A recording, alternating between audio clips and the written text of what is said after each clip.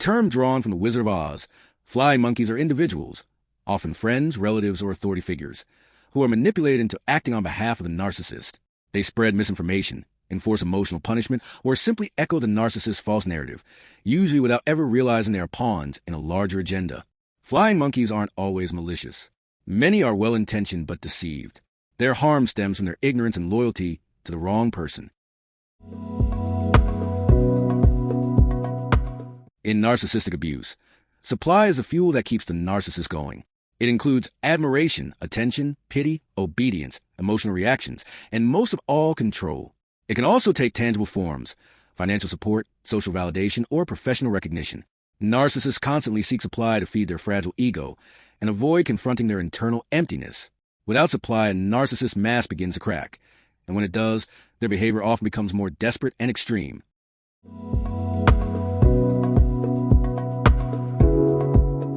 The target is a person, typically the ex-spouse or co-parent, chosen as a scapegoat in the narcissist drama. They are blamed for everything, isolated from support, and cast as a villain in the narcissist's carefully crafted storyline. Targets often suffer from chronic anxiety and self-doubt, legal and social marginalization, identity erosion, and emotional exhaustion, deep feelings of betrayal, not just from the narcissist, but from those who believe the lies.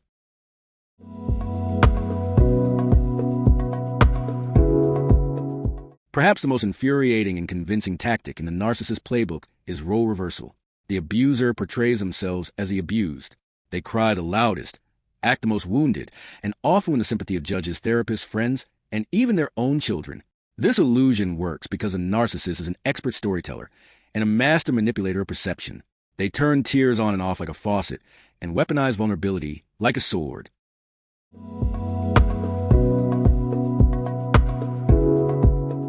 True victims of narcissistic abuse are those who endure relentless psychological torment, often for years. Unlike visible forms of abuse, narcissistic abuse leaves scars on the psyche. Victims are gaslit into questioning their reality, blamed for defending themselves, and made to feel like they're too sensitive or crazy. Symptoms can include persistent shame or guilt, hypervigilance in relationships, deep mistrust of others, emotional shutdown, or explosive reactivity, isolation, and fatigue from constantly defending oneself.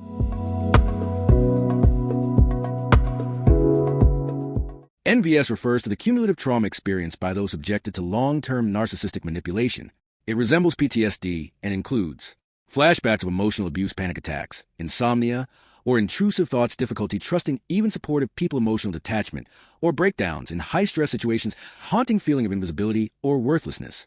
Understanding NVS is essential because it validates what many victims feel but can't articulate.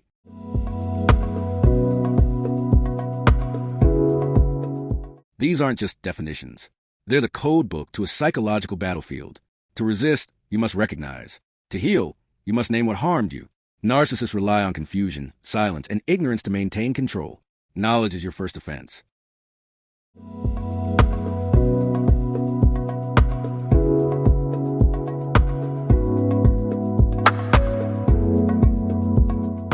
Opening scene. Picture John, a devoted father, standing outside the family home on his daughter's 12th birthday. Gift in one hand, card in the other, he waits. The door doesn't open. The birthday gift he mailed earlier never arrived. His daughter is told, "Your father forgot." The lies are seamless, the smear complete. He becomes a ghost in his child's world, a stranger. Why? Because someone reconstructed reality, and everyone believed it. Just as a magician distracts with one hand and tricks with the other, the narcissist orchestrates deception by appearing noble, compassionate, even heroic. John's ex-wife plays the narcissist as victim, narrating abandonment while orchestrating rejection, employs flying monkeys, neighbors, teachers, therapists, who act as enforcers of the false story, withholds letters, emails, and gifts, tells their daughter, "Daddy just doesn't care." Meanwhile, John becomes a target, confused, heartbroken, doubted. Eventually, he doubts himself. He begins to feel the symptoms of narcissistic victim syndrome. He's not angry, he's broken. The pain isn't just emotional, it's existential. When John learns a language, when he studies terms like flying monkey, supply, target, NVS, he begins to see through the illusion, and in naming the abuse, he reclaims his identity. He stops asking, "What's wrong with me?" and begins asking, "What's the game being played against me?" In a world where emotional warfare leaves no visible wounds, your words are your weapons. Your understanding is your armor, and your story, if spoken, becomes a torch for others in the dark. This video will give you that language. that validation, and most importantly, that strength. Welcome to Chapter 1. Welcome to your truth. Welcome to a man's journey.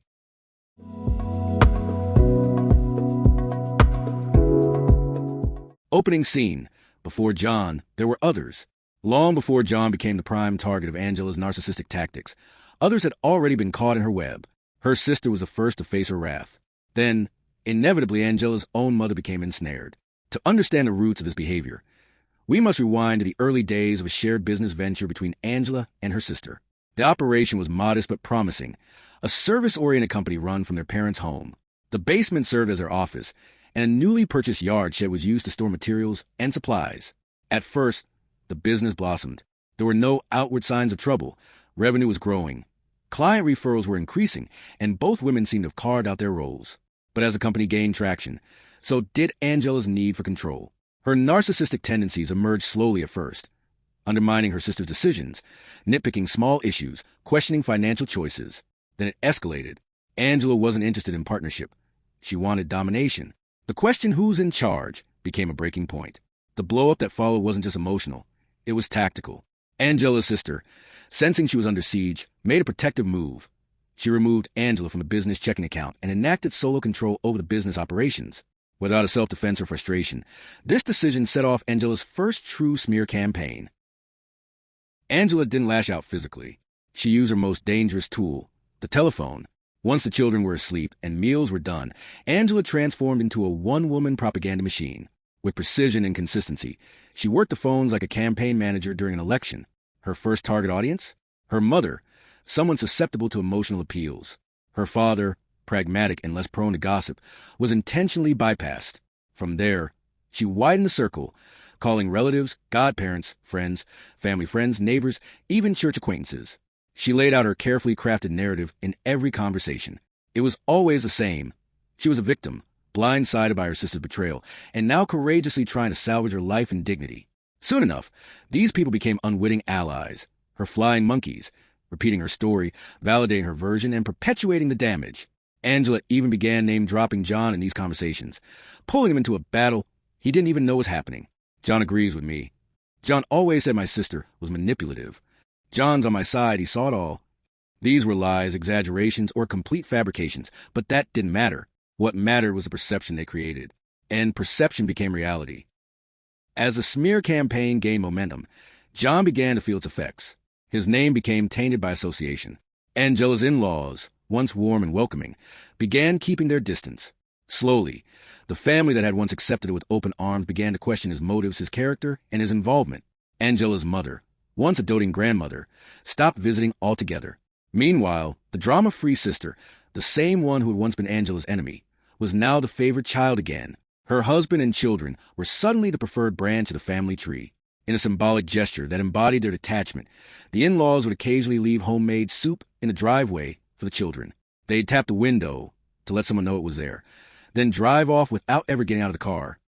At one point, when John arrived at his in-law's house to pick up his eldest child, he was met not with welcome, but with icy exclusion.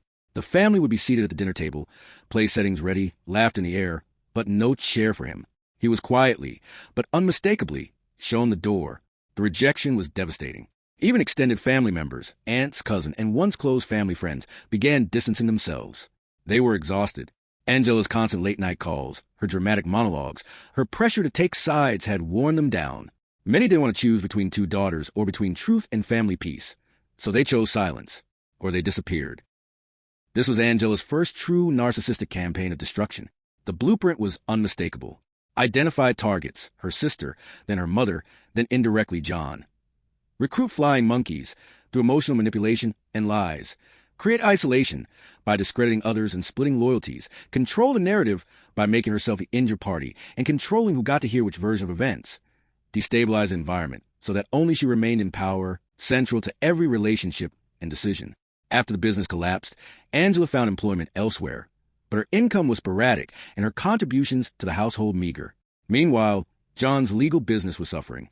He had to pick up the slack, managing the children, doing household chores, and sacrificing his own career development to keep the home running. Seminars were canceled. Clients were lost.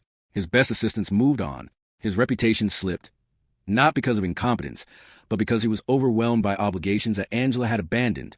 This wasn't just neglect. It was strategic sabotage disguised as circumstance. Angela's early behavior showcased all the hallmarks of covert narcissism and long-term manipulation: smearing, systematically damaging reputation to elevate her own, faux consensus, citing support that didn't exist to validate her position, weaponized sympathy, casting herself as a hurt party in every dispute, sabotage by omission, failing to uphold her responsibilities, then blaming others for fallout, emotional gaslighting, convincing people, even those closest to her, that reality was something different from what they experienced. These were not isolated incidents. They were rehearsals. Each act laid the groundwork for what would become full-blown parental alienation once her marriage to John unraveled. John wasn't Angela's first victim. He was simply the next one in line. And unlike those before him, he refused to disappear quietly.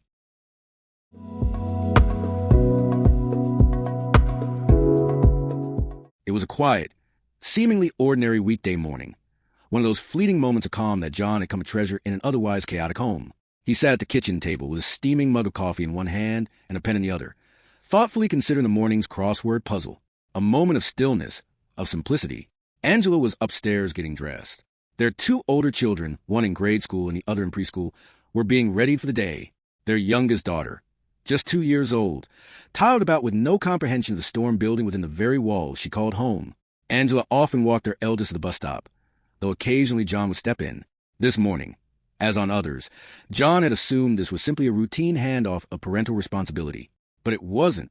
Angela had a plan, and like many plans of the covert narcissist, it relied on appearances, selective truths, and a carefully timed performance. Angela was methodically keeping their eldest child, old enough to remember and report, away from what was about to unfold. The middle child was still too young to grasp the complexities, and the youngest, barely a toddler, wouldn't retain any memory. These details mattered. This wasn't chaos. It was choreography. On more than one occasion, Angela waited until John was either returning from the bus stop or briefly absent from the room, and then she called 911. Her voice would tremble with manufactured panic, her tone urgent and breathless. Each time, she claimed John had committed an act of domestic battery. Sometimes, John was still seated at the kitchen table when the knock came at the door, coffee cooling beside him. Other times, he'd just returned from retrieving the morning mail or taking out the trash. Regardless, the routine was shattered by the sudden presence of uniformed officers. Calm turned to confusion, then to fear. There were never signs of struggle, no injuries, no raised voices, just a report and a system ready to respond. One officer explained what John had never heard before. Their county had what was informally known as a 3-call rule. If law enforcement responded to 3 separate domestic incidents at the same address, the alleged perpetrator would be detained automatically, 24 to 48 hours, regardless of evidence. It was a safeguard against abuse, but one that could be exploited. The second incident solidified what John had begun to fear after the first. This wasn't random. It wasn't confusion or miscommunication. It was a strategy. Alarmed, John consulted his attorney, who confirmed the grim reality. False reports and high-conflict divorces were a well-documented tactic. They were difficult to prove and could carry devastating consequences. Even an unfounded allegation could influence custody, sway judges, and isolate the accused parent. Be smart, his lawyer said. This isn't about the police. It's about painting a picture. John began noticing subtle tells. The pacing before call, the way Angela would stare too long at the phone, the way she suddenly made herself scarce just before or after the alleged incident. The third time, he was ready. That morning, John had a gut feeling. He sensed it in the silence, in Angela's expression, in the way she moved too quickly down the hallway. As soon as she left for the bus stop with their child, John grabbed his keys, jumped into his car, and drove directly to the police station, barely 2 miles away. He wasn't sure what he'd say. He only knew he had to act before the trap closed around him. Out of breath, he entered the lobby and approached the female officer behind the bulletproof glass. "I'm John McDaniel. I think someone's about to make a false report against me." The officer blinked, then slowly reached for her radio. Moments later, she looked up. "You got here just as the call came in," she said, eyebrows raised. "Take a seat. Someone will talk to you shortly." 30 minutes passed. Then the very officer dispatched to John's home entered the station. Clipboard in hand, he sat beside John. "She said it happened minutes ago," he began. "But based on your arrival time here, her story doesn't hold." He paused. She had faint red marks on her chest. No bruises, no broken skin. They were symmetrical, reachable. "You understand what I'm saying?" John nodded. He understood perfectly. She didn't want medical treatment, didn't insist on pressing charges, just wanted a record. The evaluation. Angela's actions were not those of a hurt spouse. They were the calculated moves of someone weaponizing the system. Her aim wasn't justice. It was leverage. Her repeated calls were never meant to prompt an arrest on the first try. They were designed to build a narrative, layer by layer, for use in future legal disputes, child custody battles, or simple public perception. The system, built to protect the vulnerable, was being used to isolate the innocent. Even more disturbing was how she shielded herself behind the very children she claimed to protect. She made her moves only when the oldest was out of the house, and the younger ones too small to serve as witnesses. She made sure she had no visible injuries, only suggestive marks that raised questions without providing proof. Later, it was revealed that Angela had been involved in an extramarital affair, conducted under the cover of night while the children slept. The rendezvous were disguised as late-night walks or short trips to a nearby neighbor, who turned out to be the orchestrator of the affair and her enabler. This neighbor, believing Angela's carefully spun tale of victimhood, became another flying monkey, feeding Angela a sense of justification and lending credibility to her performance. The neighbor wasn't malicious, just easily manipulated, a common feature in narcissistic abuse dynamics. The psychological warfare Angela waged included the following covert tactics: weaponizing law enforcement, using legal systems meant to protect the vulnerable to instead punish and intimidate, silencing children through strategy, ensuring the only witnesses were too young to testify or remember, gaslighting through fabrication, crafting scenarios where even John began to question how long he could hold on to his freedom, his children, or his sanity, recruiting allies through lies, enlisting others into her campaign under the guise of needing rescue or protection. This wasn't just a domestic conflict. It was a long, drawn-out psychological siege. John hadn't just married a narcissist. He was trying to co-parent with one, and the battlefield was their own home.